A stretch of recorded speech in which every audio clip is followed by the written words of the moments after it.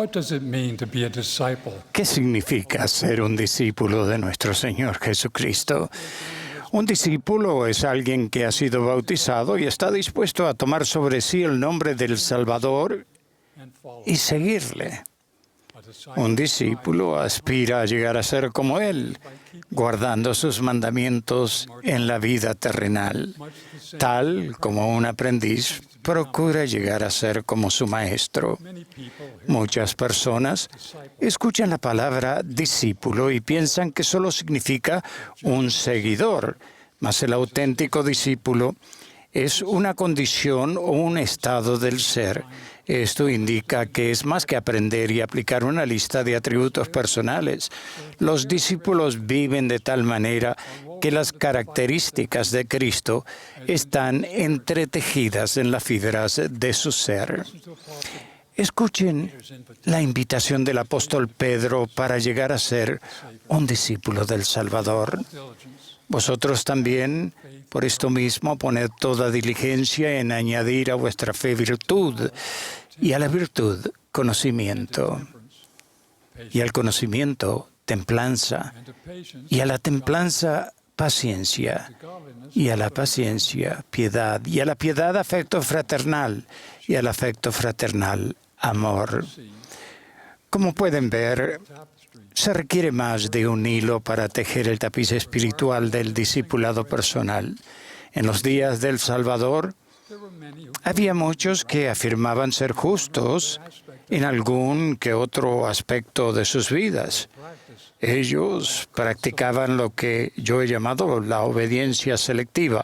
Por ejemplo, guardaban el mandamiento de abstenerse de trabajar en el día de reposo. Sin embargo, criticaban al Salvador por sanar en ese día santo. Daban limosnas a los pobres, pero les ofrecían solo lo que les sobraba, lo que no necesitaban.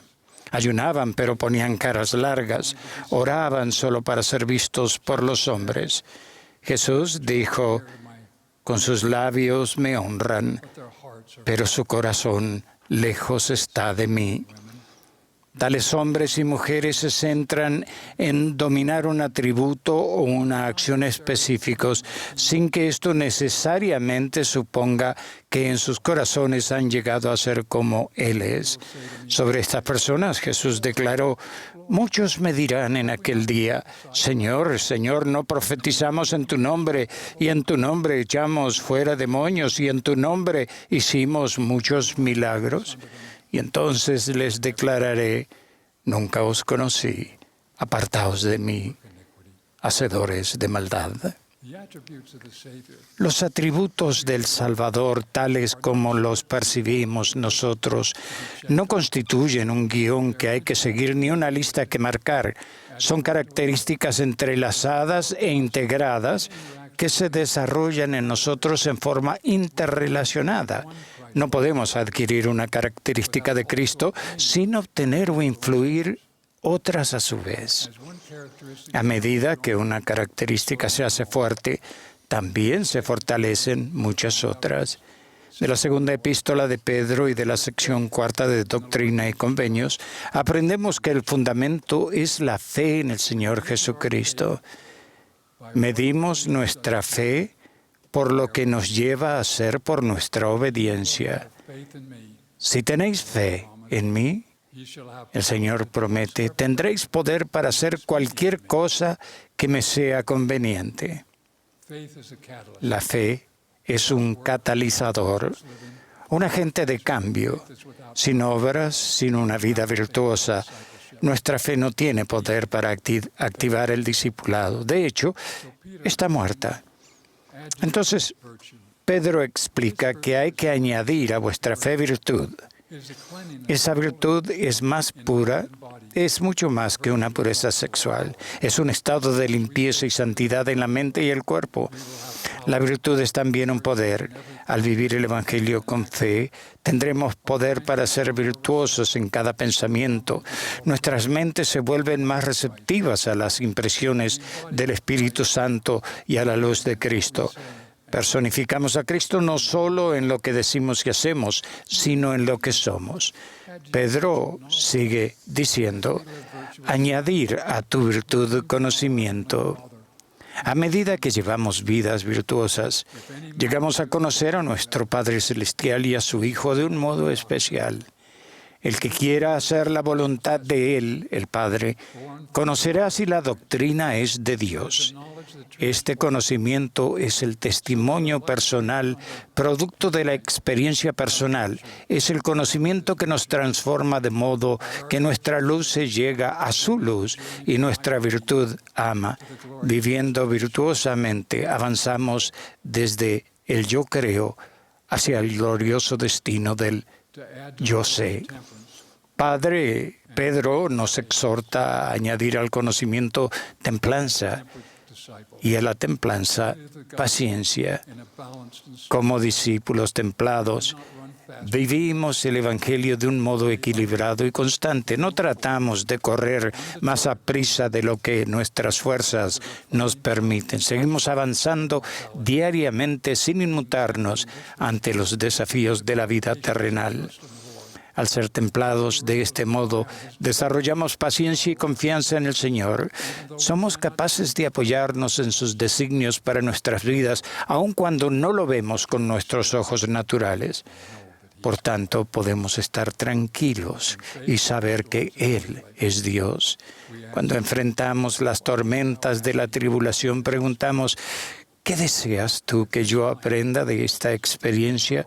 Con su plan y sus propósitos en nuestro corazón, seguimos avanzando no solo sobrellevando todas las cosas, sino sobrellevándolas bien y con paciencia.